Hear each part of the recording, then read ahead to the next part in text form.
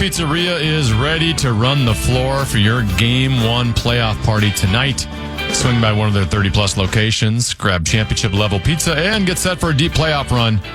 Find your nearest Carbonis at carbonispizza.com.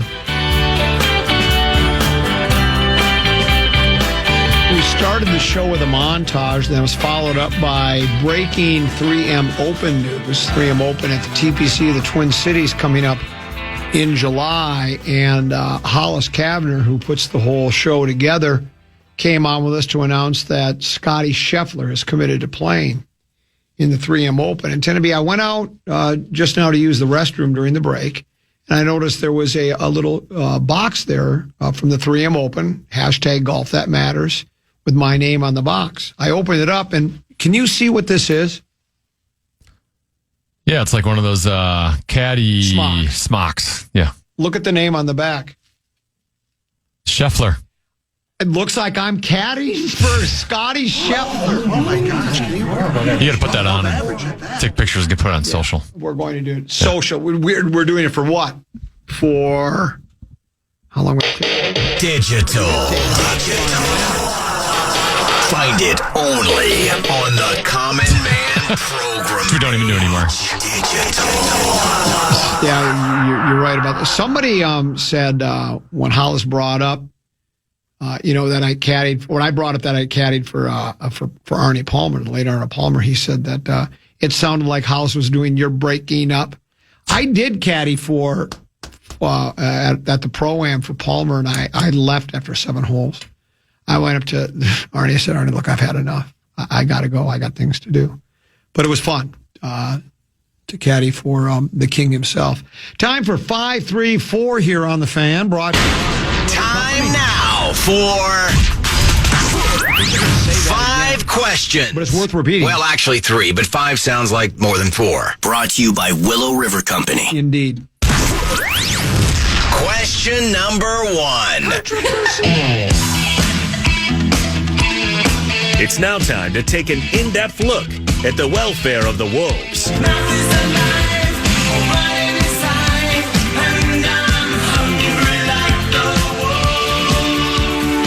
You just talked about this last segment, but the Wolves begin their second-round series against the Spurs tonight in San Antonio, a game you'll be able to hear right here on the Fan. The team announced that Anthony Edwards has been cleared for on-court basketball activities and is listed as questionable for Game 1 tonight. Common, will Ant give it a go tonight? And if so, will he have any limitations?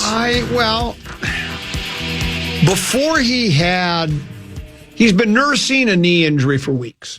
I can't remember if it was the left knee or the right knee, and then whatever knee it wasn't, he injured the other one when he came down awkwardly. And that was in Game 4, I think. So he's missed a couple of games. And I thought they lost the opener to Denver, and he didn't look like himself. I mean, I'm not saying he was at 20%, but it looked like he was certainly he didn't have that explosiveness. But, so I don't know when you say limited. I would, if he plays, I think he'll give it but I don't know. I don't know if he'll be a half step slower, if he's going to have to favor it, if he's going to have to play on it and treat it gingerly in Marianne. I don't know. I thought it would be difficult to beat Denver without him, and they did it 2 out of 3 times. Yeah, but who else are they missing? Ant and Dante DiVincenzo. DiVincenzo. I thought it would be difficult, and they didn't have Ayo in that game. But I thought when they announced that those 2 were out, I thought, well, that's all, folks. But it wasn't. Now I think obviously San Antonio poses. We did find out, I think McDaniel was spot on. That's not a very good defensive team, Denver. And I think because during regular season play, you don't see the defensive effort game in and game out during the regular season like you do during the playoffs. So I think Denver's offense was probably statistically, offensive efficiency, they were number 1. I think that's because a lot of times they're playing defenses that are going 3/4 speed. So Wolves were very impressive. I did not think they'd win the series. I didn't. I thought Denver would win. They were on a 12-0 winning streak. And the Wolves have been treating they were showing a lot of disrespect, I think, for the regular season. Now people are trumpeting that, saying that's how you play basketball. Well, okay, I guess. Kind of diminishes, that ticket price you're paying to watch them go through the motions. I don't know if that's worth it, but they took care of Denver. This is San Antonio, much like the Wolves the Wild are playing. Colorado presents different challenges than does the Stars. I think the same goes for San Antonio. But yeah, I think Ant plays, probably play well. I just hope that he doesn't aggravate the knee to the point where he can't play at all. That's my biggest fear. Question number 2. We're gonna win, Twins, we're gonna score. It's now time to delve deep into Twins territory. Crack out a home run, shout a hit, hooray! Cheer for the Minnesota Twins today. Yeah, the Twins split their 4-game series with the Blue Jays, capping it off with a 4-3 win yesterday at Target Field. Bad news, though, Joe Ryan exited the game after 9 pitches because of right elbow soreness. Matt Wallner broke a 0-for-19 slump with a 2-run double. Luke Keeschel hit 2 doubles with an RBI. Common, what sticks out to you from the split series versus Toronto? Well, it almost seems as though I can answer the question and then end it with, but does it really matter because the team's going nowhere, right? I mean, it's no exaggeration. I say it all the time as a bit, but it's true. They're a terrible team in a terrible city with terrible fans. They're just not any good. Going into the weekend, I think they'd lost, 13 of 15 or 12 of 14, whatever it was. They've been just in a tailspin. Their bullpen is awful, and that's what happens when you trade your 5 best bullpen guys. The fire sale last year. Their offense is okay. We talked about during part of that stretch, their runners in scoring position average over, I don't remember how many games it was, but it was double digits. And they were batting like 171. The starting staff is all they have, really.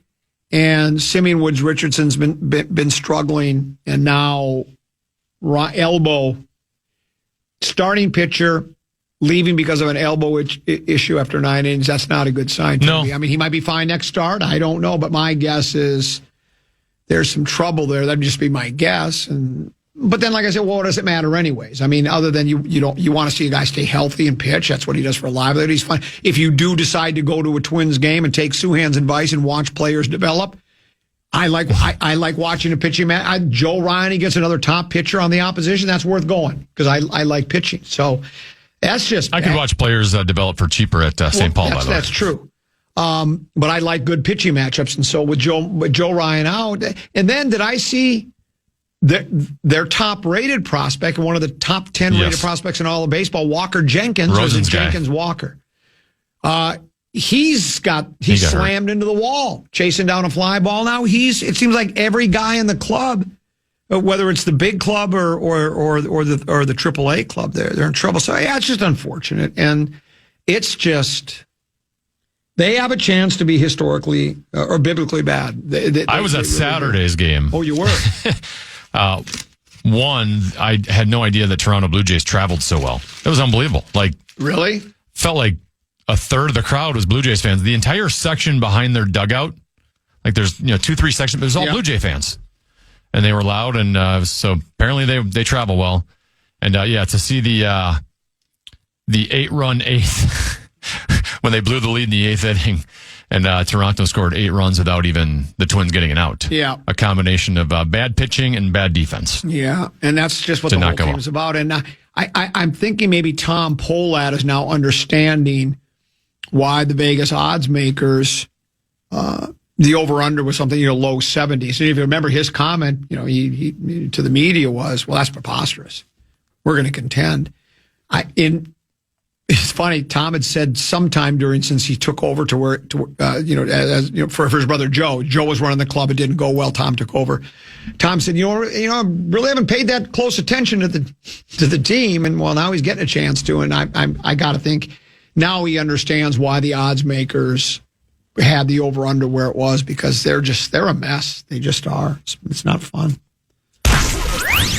Question number 3.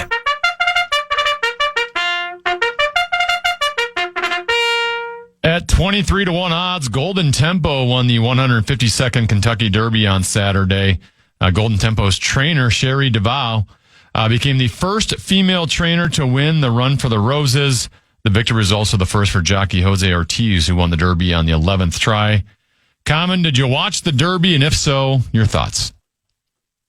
I didn't need to watch it because Nostradamus has predicted that golden moment. What's his name again? Golden Tempo. Golden Tempo would have his golden moment. I correctly predicted it. I forgot the Kentucky Derby was on. I did see the drone cameras are so cool. Did you see? I saw it on one of my news feeds. Yeah, where they have it from the drone feed. They show he or she went from dead last to winning, and it was fun to watch how the jockey maneuvered the horse through, and it was spectacular. It was. Did you see the video of the trainer mic'd up? No. Oh yeah, like just going crazy down the final stretch. Yeah. It's it brings out the emotions in sports. Which makes sports great. Correct. And so I did not see it, but I guess I did. I just didn't see it live. Did you watch it happen live? Of course I did. Yeah, I wagered on it and did not succeed in that wager. But well, as they say, a fool and his money are soon parted. So. Golden Tempo going into the race was a deep closer. That's how that horse raced. But sometimes when you get in I don't think it ended up being 20 horses because of scratches, but 19 horse field, it can be very challenging in a Kentucky Derby to navigate from the far back like that because of all the horses you have to go through. And man, that jockey gave it the best possible ride. Yeah, it was very impressive. Like I say, watching it from that drone camera. That's the best vantage point to watch a horse race. I mean, if you could have me hover up on top watching it, that'd be better than sitting in the stands. It was fun to watch. And that's it for today's edition of 5 Questions. Well, actually 3 questions, but 5 sounds like more than 4. Legendary One joins us tomorrow. He was back Thursday. Did he regale you about? Oh yeah, we got into Italy for the first segment. Yeah, a little bit. Okay. He's super relaxed. Yeah. Well, he doesn't have any stress when you're in.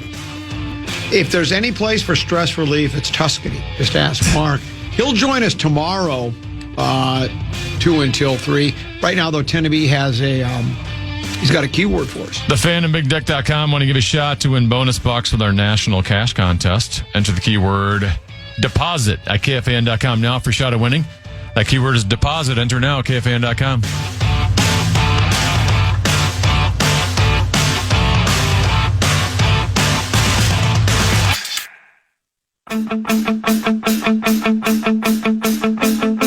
KFAN welcomes some great shows to Grand Casino Arena in the next year, including Lionel Richie with Earth, Wind, and Fire on June 24th. Tickets are on sale now.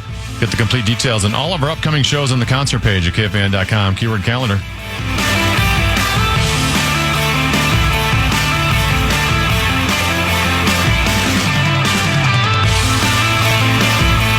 We have more Wild and Wolves talk to get to, Tenneby. That's what it's going to be. Wall-to-wall, Wally, Wolves, Wild. A lot of W's there.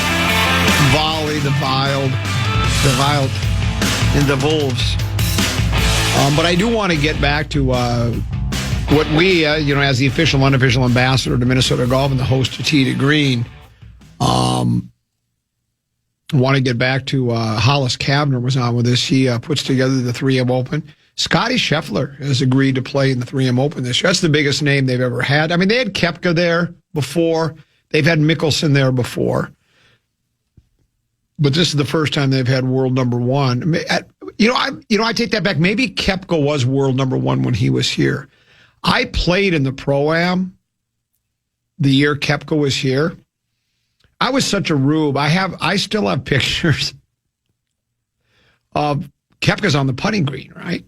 So I jump out on the putting green, and there's a picture of Koepka reaching down to grab a couple of golf balls out of the hole that had been putting.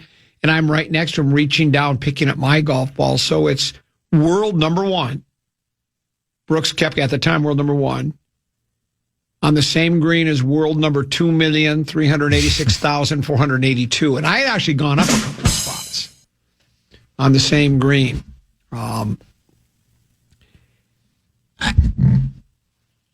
if you're wondering if you go to the 3M Open and you get there and you go, I wonder where Scotty is on the course right now. Just look for the biggest crowd, right? Because that's the people. Yeah, he's going to draw the crowd. He's going to draw everybody. I mean, they have decent names out there. It's not like Hollis can't attract some pretty good players. There's been a lot of great play, but I mean, I don't know how you twist Scotty's arm, but he did. So because the best players in the world, they skip, especially now that they have.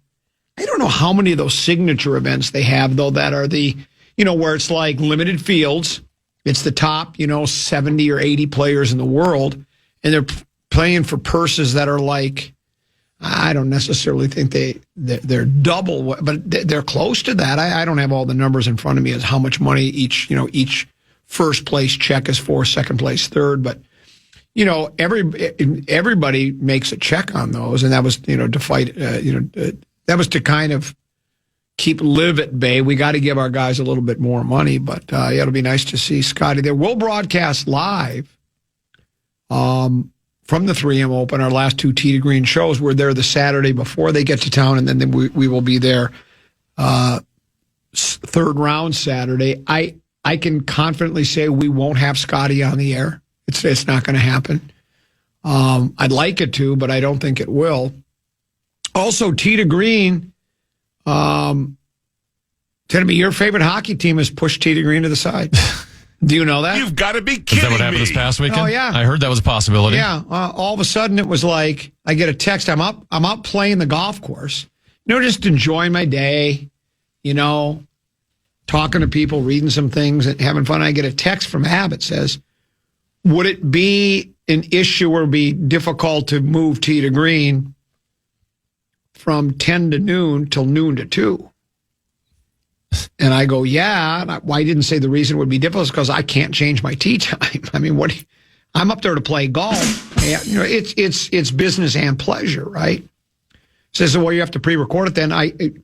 Beyond the Pond is getting preferential treatment. They take precedence. Why couldn't Beyond the Pond, dude? Well, that's noon to 2. I didn't want to fight with him because he just comes back on the program director and you're not. He doesn't like golf. That's a monarchy here at the fan. It's a monarchy. Yeah. And it's like, I mean, I can understand why. He wouldn't move Fan Outdoors. That's you absolutely correct, even if they cancel the fishing opener. I'm assuming Beyond the Pond is on during the hockey season from 10 until noon. Is that correct? That is correct. Okay. That's the show you replace. Right. So I guess his argument would be, and it's hard for me to argue against the fact that, well, if we're continuing that show in the state of hockey for the playoffs, I didn't know we replaced that show because the Wild have never gotten out of the first round of the playoffs before. And what does that say? One of your hosts is unaware of one Beyond the Pond because it's never affected me before because I've always done Tee to Green starting the first Saturday in May to the last Saturday in July because none of our sports teams are in the Wild or the Wolves are in the playoffs until this year, the second round. They just don't get to the second round. But to me, it's like, look, I've programmed a lot of radio stations in my life. I programmed 5 radio stations. 5? Oh, okay, all right. It was 3, but 5 does sound like more than 4. If I would say, well, we'll just Tee to Green has been in that spot forever. I know there's not as many people listening to that as there will be Beyond the Pond, but that's their time slot in May. It's always been, always has been. So they can continue there, and you can just move. Hell, you could move Beyond the Pond and do from noon until the game time. And that's probably what they will be doing. But we're getting bumped again, so we'll be going live from second. You've got to be kidding me! From noon until 2 this coming Saturday at the Ridgedale location in Minnetonka near Ridgedale.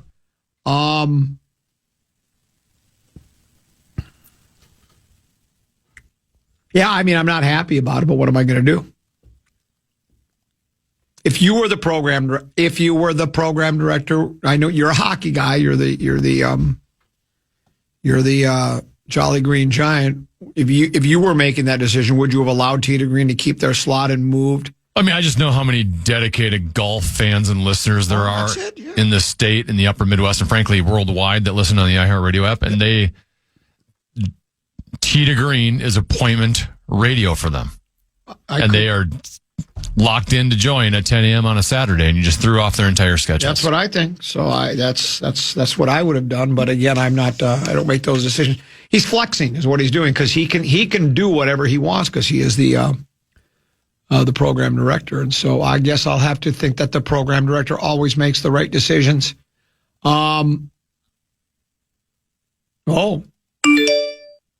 Couple of text messages, a note to the program director, #no kings. That's because he does think he's the king. Yeah, King Abbott. Yeah, he's King Abbott. He gets to make his decision however he wants. So, yeah, there's no reason to debate it. So, I mean, I'd like the Wild to continue their success, but how late does the Stanley Cup go if they get to the finals? It's deep into June? If they were about mid-deep June, yeah. So, well, then we may as well just change Tee to Green from noon to 2. Well, maybe after last night. Yeah. You'll be back in your scheduled time in about 2 weeks. Wait, hold on. The Wild are going to turn it around. We're going to get that Wall back in Colorado tomorrow night. Yeah. What I didn't see this, and this actually for me, because I have a lot of pet peeves. And what was the most refreshing thing about the only good thing that came out of last night's loss, unless I missed it, I didn't read every recap. I didn't see every quote, I'm sure. But nobody said, well, we kind of started breathing real heavy at the end there because of that elevation change, that really affected us. Or, that travel time, that, our circadian rhythms and our body clocks. And you know what? That extra hour time change, time zone change really affected us. I didn't see any of that. Should I bow down? Well, yeah, you may as well. He's the king. I mean, you got a lot of opinions today, don't you? Well, I don't ask for much here.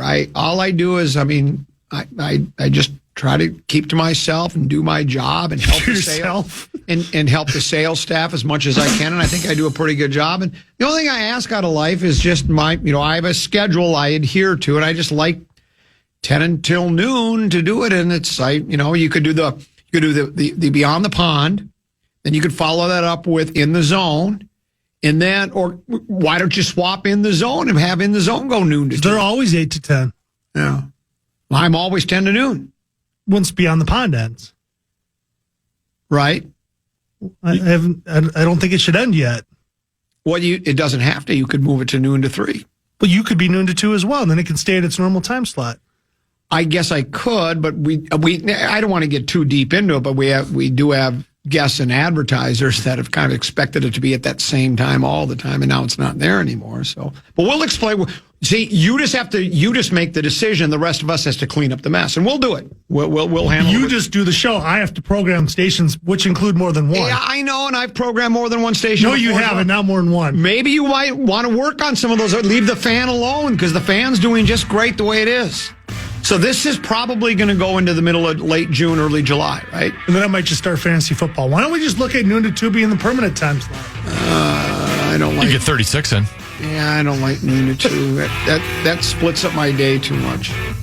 Send me your schedule, and I'll see if I can work around you. Well, you know what? I don't see why you wouldn't. I mean, last I checked, I keep getting taller and taller. You think you would... on Monday through Friday, yeah. Saturday, not so much. Well, that's okay, but that's the one thing I like to do. I know you do. I appreciate your flexibility. You're a model employee. That's what I like to do. You've made the wrong decision, but that's okay. Because you're the decision maker, and it's not the first wrong decision. It's not the first wrong decision you've made, and it won't be the last, trust me. All right, we'll take a break, and we'll come back. I got controversial Vikings news other side of the break here on the Common Man program on the Fan.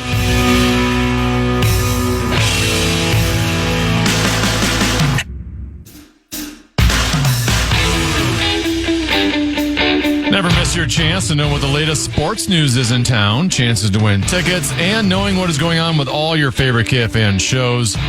Follow KFAN 1003 on all of our social channels like Instagram, TikTok, and X Now. Stay connected and follow the sports leader, KFAN.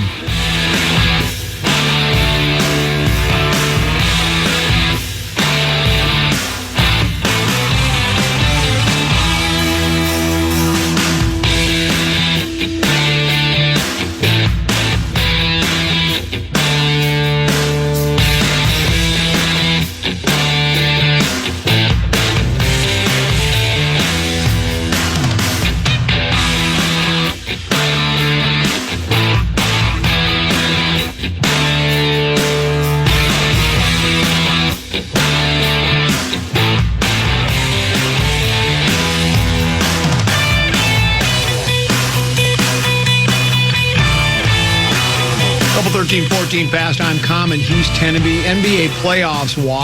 Wolves take on the San Antonio Spurs. Before we talk a bit about that, I didn't see any of the game, but the Knicks-Hawks game doesn't even seem like it was real, does it? You heard about it, right?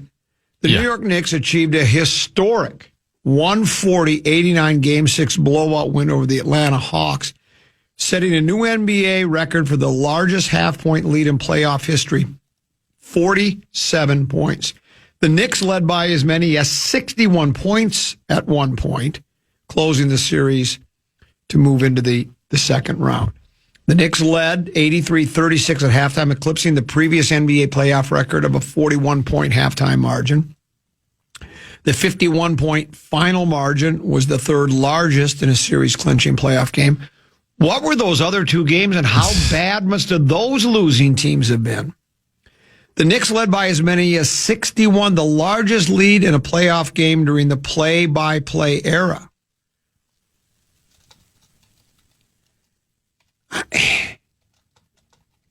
I mean, is there any explanation for that? Other than the Hawks are a terrible team in a terrible city with terrible fans? I mean, how does that even happen? How does one team die? You would think just pride alone would allow you to go, okay, let's draw a line in the sand Just here. effort. Yeah, just try. Let's just try to stop from being completely embarrassed on a basketball court. I mean, that's just... I saw the score and I thought when I first looked at it, checking scores, well, I thought that's a misprint, right? There's something is wrong here. Somebody's put in the wrong number. Instead of 83-27 or whatever it was like 83-57. It was still a large margin. Yeah, I can't even believe there would be that many point difference, but that's exactly what it is. And then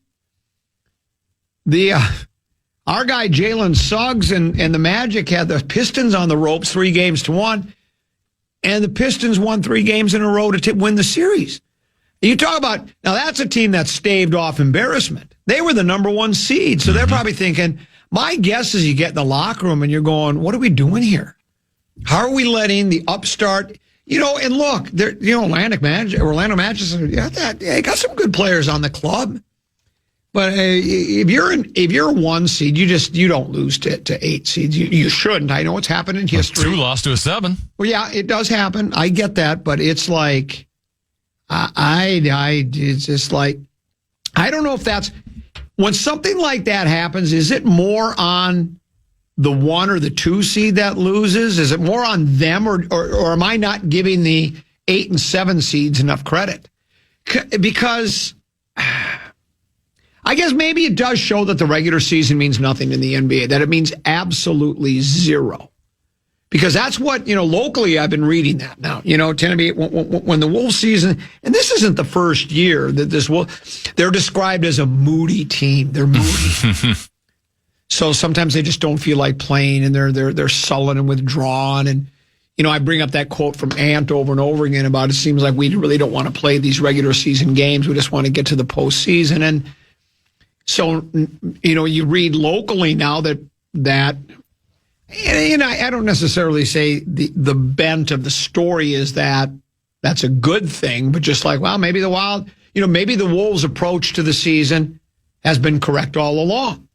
that these regular season games don't mean anything and you just need to be ready to play once the postseason starts. And that may be true, but then if you're, and maybe, I don't go to games, so, it doesn't really, it's a horse apiece for me. It makes never mind. But if you are somebody that, you buy tickets, you spend money on the tickets and parking and the concessions and such, you kind of hope you're going to get an effort from the hometown team that's, hey, we're giving it everything we got here, or at least is close to everything we've got that you can realistically expect from an 82-game season. But the Wolves have no interest in that. But it does show that maybe the regular season is meaningless, Tennessee, because, Orlando almost beat Detroit. New York destroys the Hawks, and the Wolves as a 6th seed. And, we've seen the Wolves as a 6th seed before advance. They got to the Western Conference Finals last year. I mean, they pretty much dominated Denver. I mean, that wasn't just like, wow, what a close series, bucket either way. They dominated that series. Yeah.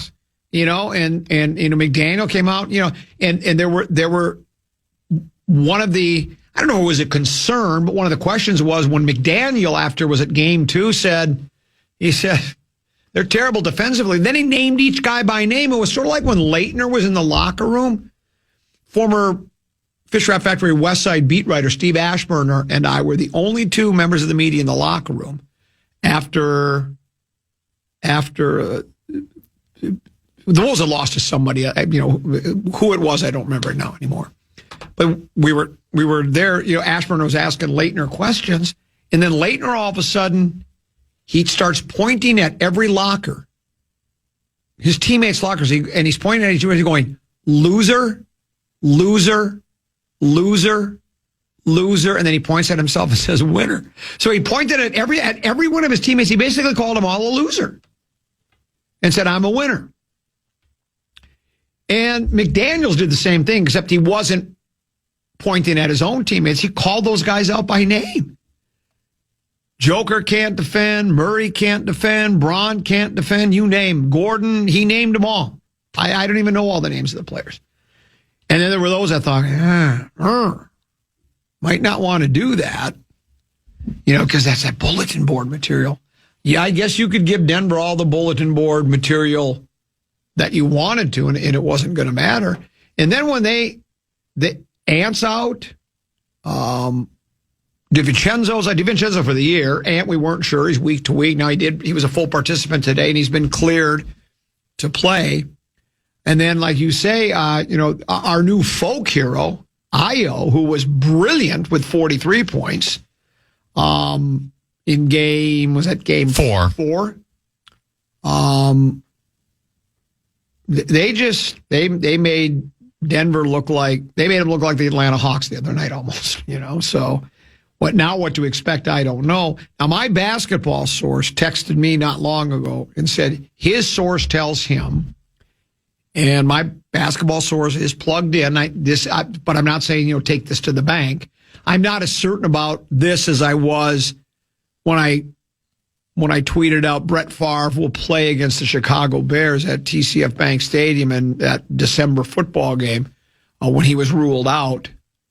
And he did play his last game of his career, by the way. That Ant will return Friday when they're back at Target Center, that he won't play these next 2 games. But I don't know. I'm just saying that's what my sources aren't always right. I don't have as many sources as the other plugged in people, but that's what I'm told. And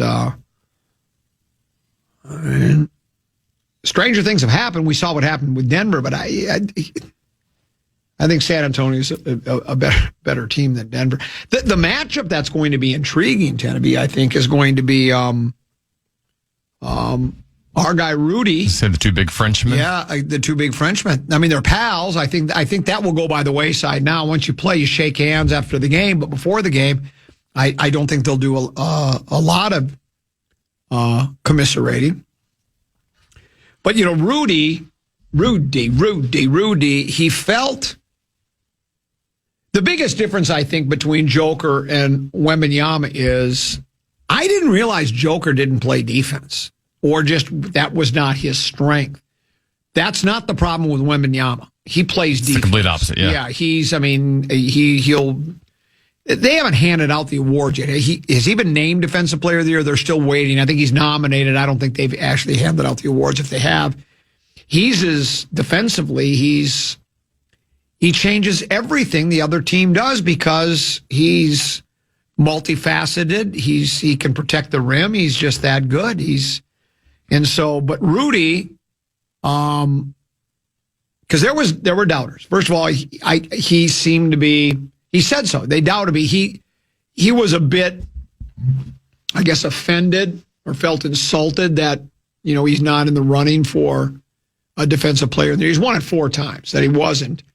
And so I think he took that personal against the Joker because, and then if you remember, everybody thought, well, Ant was the only guy that could cover Joker. Remember when Remember when Bodega Cat covered the Joker? Remember that? And I think maybe hearing that over and over again leading up to the series changed his mind because he was really good against Joker. But I think it's going to be a whole different animal against Wembanyama. Well, yeah, I think Gobert was maybe the main reason we advanced against Denver. I thought he was consistently great every single game. I do wonder against the Spurs if we see less of him on the floor. I would guess defensively he's probably your best option against Wembanyama just based off of size. But I had Parker Fox in on Friday, and offensively he talked about how against Denver, Rudy Gobert could just hang out by the rim the entire time. Right. And he could clean up and there was no defense there. Against San Antonio, like Gobert has to be more out in space. He needs to come out. You want to try to draw Victor Wembanyama away from the rim as much as you possibly can when you're in the offensive side. So I do wonder if I'm sure he'll get the start and he'll get looks and he'll play a little bit. But I do wonder if Finch at some point will just, especially when you get into fourth quarter, settles on more of a smaller lineup where Naz Reid is a big that can shoot the three, so at least you get Victor away from the rim. Julius Randle can shoot the three occasionally. So, it's as good as Gobert was. I do think this is going to be a completely different matchup for him and maybe not a great matchup for him. But I hope I'm wrong. Hopefully he plays just as well as he did against Denver. Well, there's something called statmuse.com, I think. It says Rudy Gobert has averaged 12.3 points, 11.9 rebounds, and 1.9 assists in 8 games in his last 10 games versus Victor Wembanyama. That doesn't make any sense. What do they mean in 8 games in his last 10 games? That doesn't make any sense to me. I must be missing something there. But you look at his numbers aren't awful, because Wembanyama just seems to be so dominant. What do they call him? Tend to be the unicorn, basically, because he's so different than anything we've seen in quite some time. But yeah, I say unicorn in French. That's what we should call him. So let's go. But I am glad to hear that Ant. Maybe he doesn't play tonight, but at least you're going to see him in this series. Because I do think because of Wembanyama's presence, your guys like Ayo and Bones, who obviously Ayo had big moments in the first series and Bones had some moments. They like to play with pace and they can get to the rim. I just don't think those two specifically are going to be as successful against San Antonio. You got to have guys who can shoot from the outside, and Dante DiVincenzo is your best outside shooter, and he's out. I do think they're going to need Ant's shooting in this series. Yeah, he's going to have to hit some threes for him. Meanwhile, Wemby has averaged 22.6 points, 9.4 rebounds, and 3.4 assists in 8 games versus Rudy Gobert in his career. Sounds like it's kind of even to me. If they're even, I like our chances in this series. Yeah, I mean that doesn't seem like it's. It's not like a. It's not like a total domination. It doesn't sound like to me. Here's a text message that says, Our greatest weakness is that the Wolves are moody. Our greatest strength is that the Wolves are moody.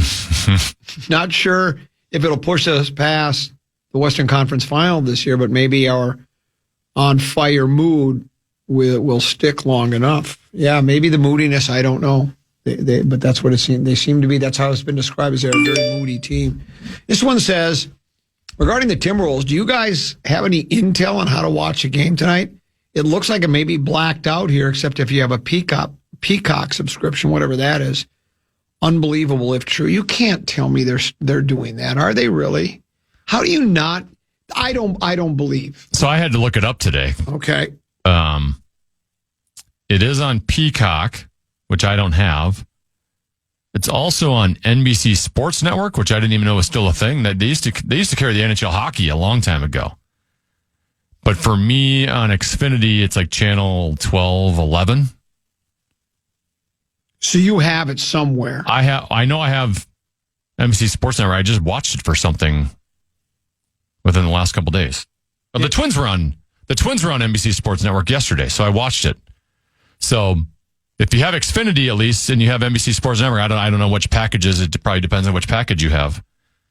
That may be available to you. Yeah, because when I pull up Timberwolves, and then it says Timberwolves at Spurs, conference semifinals, today 8:30, TV and streaming. And when I click it, the streaming options is Peacock. Mm-hmm. That's it. And it doesn't say anything else. That's all it gives me. So it tells me that's the only place you can buy it, but you're saying you do have it somewhere. I already looked it up because I have stuff going on tonight, so I wanted to record it because I'm going to watch it on DVR later. Right. I don't know if I'll be able to watch it live, and I have it recorded on. If you have NBC Sports Network, which it's probably a big if. Yeah.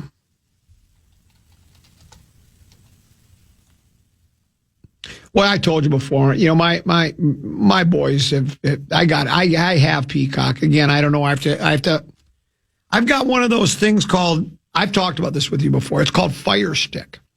I don't know what it is. I don't know why. I don't think it's the only way to get these, but I have to unplug there's two plugins. When I put in the Fire Stick, then I've got everything of it. That's where I have Netflix, Peacock, Amazon Prime, all the streaming services all pop up. Navigating those is difficult for me as well, though, because all of a sudden then let's say I punch up tonight Peacock. Peacock's not just showing basketball. There are hundreds of different shows on Peacock. And for me to find the game, you'll hear me, Deuce, can you help me here? Because I need help sometimes to find these things. My wife's pretty good at navigating it as well, but yeah, I'll tune it in. 8 o'clock start, is that what I saw? 8:30. 8:30, wow. It's better than 9:30. I had trouble staying up even last night, Tenneby. Are you still DirecTV? Yeah, I'm DirecTV. Okay.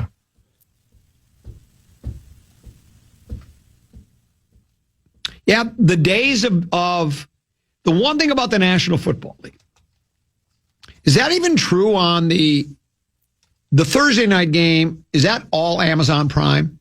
That's Amazon Prime, right? The Thursday night football game.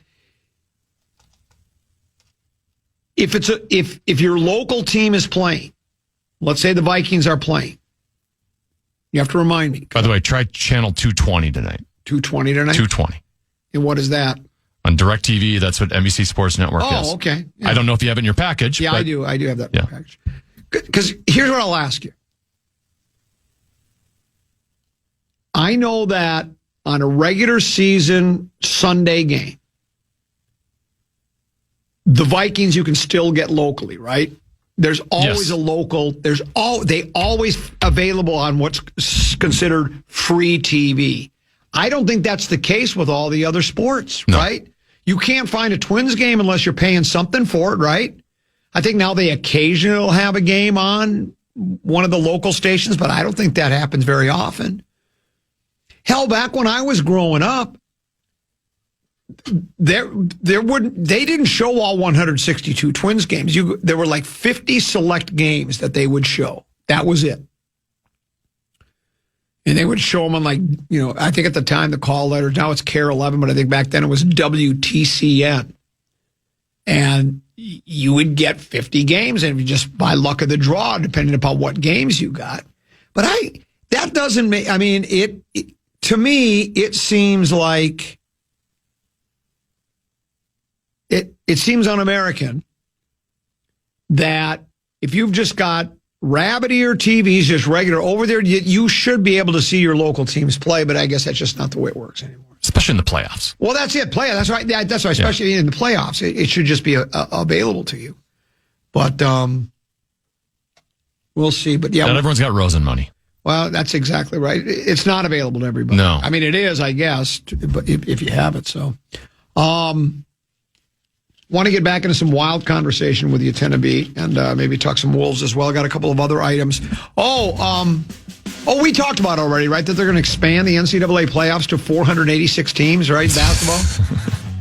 I don't see the need for it, but maybe we can broach that topic again as well. We'll take a break, come back. Maybe a couple of Viking tidbits, maybe not controversial Vikings news, but some Vikings topics as well here on the Common Man program with Tennessee and Common here on the Fan.